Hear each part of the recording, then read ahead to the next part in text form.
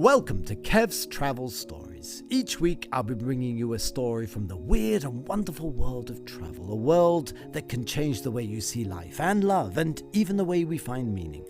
Places that are iconic and sometimes surprising and even terrifying. So sit back and enjoy while we go on a magical mystery tour together.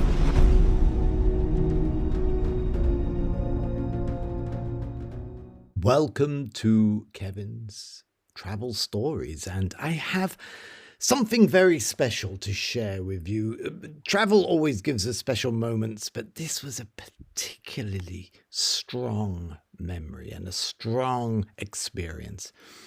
I'm going to talk about Antoni Gaudí's the Sagrada Família, which is in Barcelona. It's regarded as one of the great modern churches, maybe one of the great churches or great spiritual shrines in the world, and I would certainly agree with that. But wait till the end and I'll give you the full body blow. What a place. It's strange because I was reading a Dan Brown novel, Origin, and he, as you know, Dan Brown is very clever. He uses locations as characters. And in Origin, he was using the Sagrada Família and as one of the key locations. And so I was really rather fascinated because he really writes very well in Origin, much better than the Da Vinci Code. And maybe he was getting help, I don't know. But it piqued my interest. So when I was down staying in Sitges, I got a train up to Barcelona and I made my way to the Sagrada Família. Now, what you have to do first is you do have to book online beforehand. It is very, very busy, very packed.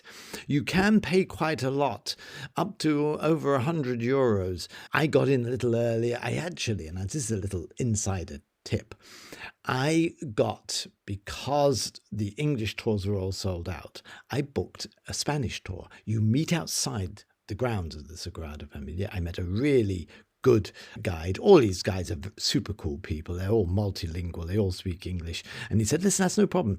Come in with me. I'll throw you the odd bone in English and you can then go off and do your own thing. And it's such a wonderful interior with so much information that it was actually half price for me to get in using this method. So don't be afraid to book a foreign language. You meet outside near the metro and he walks you in, a group of about 30 of us.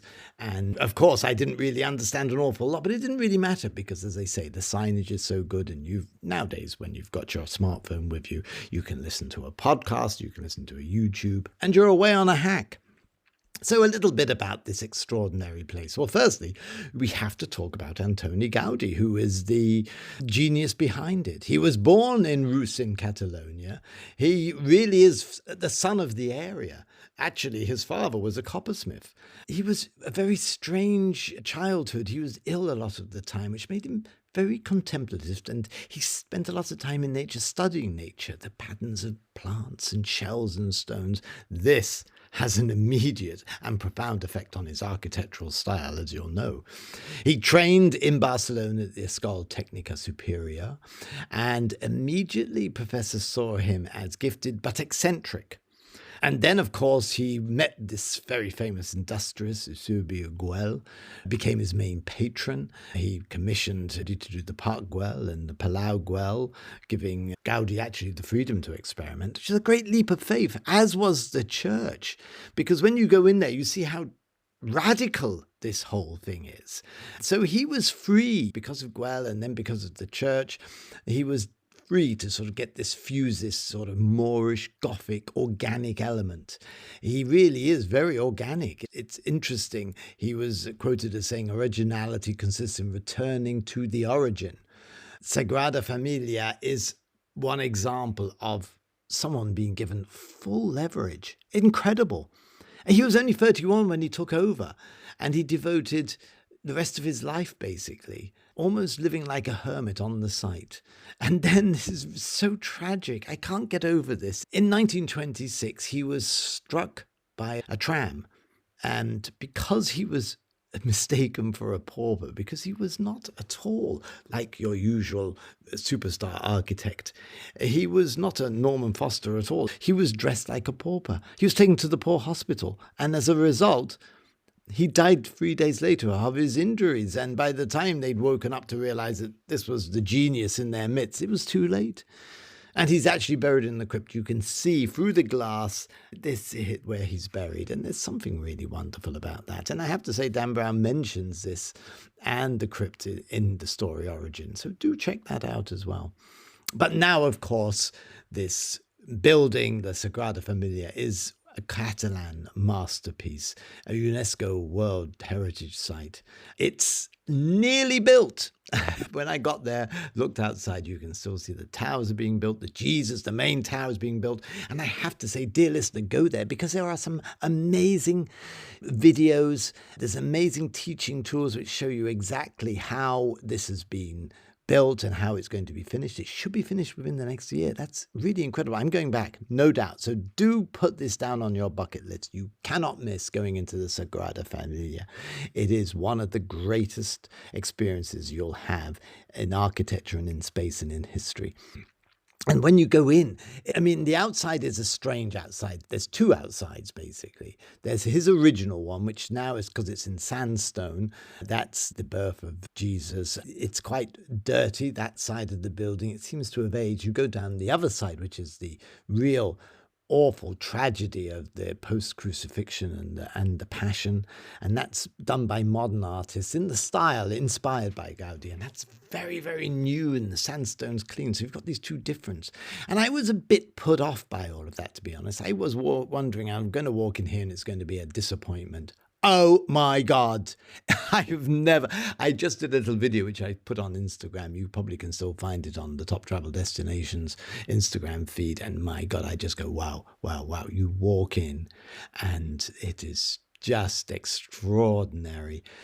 What happens is you walk into this sort of stone forest, these soaring tree-like columns, and then they take your eye. You can't actually look high enough. It's like the first time going to New York, your head is back, you've given yourself whiplash, and they just keep climbing, and they keep climbing, and then they climb more. And you know what's so extraordinary? Not one line is straight. Not one, like a tree. There's no straight lines in trees. So everything is slightly bent. And everything is different. He never repeats himself. And then on the left, you get this sort of warm red glow of blood that comes through these extraordinary stained glass windows. On your right, there's this cool green blue. As I think back and look and breathe in this sense of color, this sense of reaching up to the heavens, this sense of the smell of just, it's majestic, and this feel that maybe I'm touching God. Now, what is architecture supposed to do in churches is to give you a sense of the divine of the other. I have never. It leaves St. Peter's, which is a wow place to go into. I think it leaves it in the penny place. It hits another level. I don't even know how he did it. I can't even begin to understand, even though I've researched it now.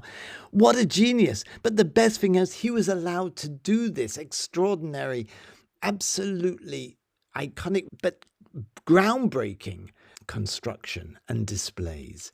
And again, I would just suggest go in there. If you aren't with your own language tour, you will have so much information, and you can go online and you can listen as you walk around, and it's fascinating to see him. And then you can go downstairs. They have this extraordinary exhibition downstairs. You have to leave the back of the Sagrada, but you're still within the limits of where the ticketing allows. You won't get in without a ticket. You won't be allowed near the place, but you can go down into this sort of crypt, and it's full of art and just the life of Gaudi and how he came up with this. But it's so extraordinary. You know what you can do when you go in there. There is an optional extra to go up one of the towers. I didn't actually realize that at the time. I was so blown away by the experience, so I will do that the next time.